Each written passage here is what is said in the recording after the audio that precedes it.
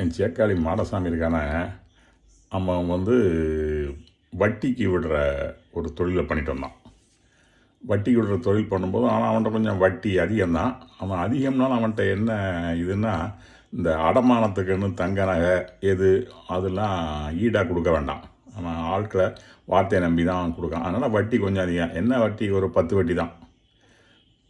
10 வட்டிக்கு வாங்குறதுனால அவன்கிட்ட அவசர தேவைக்கு போகிறதுக்கு யாரும் அவன்கிட்ட போவாங்க. ஆனால் போகிறதுக்கு வட்டி அவன் கொடுக்கறதுக்கு முன்னால் நம்ம தெரியல எப்படியா வட்டிக்கு கொடுக்கணுங்கிறத வச்சுட்டு அவன் நம்மளை அப்படி இப்படின்னு நீங்களும் நாங்களும் அந்த காலத்தில் எப்படி இருந்தோம் தெரியுமா? எங்கள் வீடு உங்கள் வீடு அடுத்தடுத்த வீட்டில் இருந்து உங்கள் அம்மாவுக்கு நான் புள்ள மாதிரி, எங்கள் அம்மாவுக்கு நீ புள்ள மாதிரி அப்படின்னு சொல்லி ஐஸ்லாம் வச்சு அவனுக்கு அந்த கடனை கொடுத்துருவான். கூப்பிட்டு 1ஆம் தேதி ஆனால் மாதம் வட்டி ஒழுங்காக வந்துடணும். அவன் வராட்ட அவன் கோவப்பட்டுருவான். அப்போ வாங்கின ஒரு ஆள் என்ன பண்ணார்னா வட்டி கொடுத்துட்டே தான் இருந்தார். அவருக்கு பணம் வட்டி அதிகங்கனால பணம் வந்தவொடனே அந்த கடனை திருப்பி அடைக்கிறதுக்கு இவர் போனார் அவனை தேடி.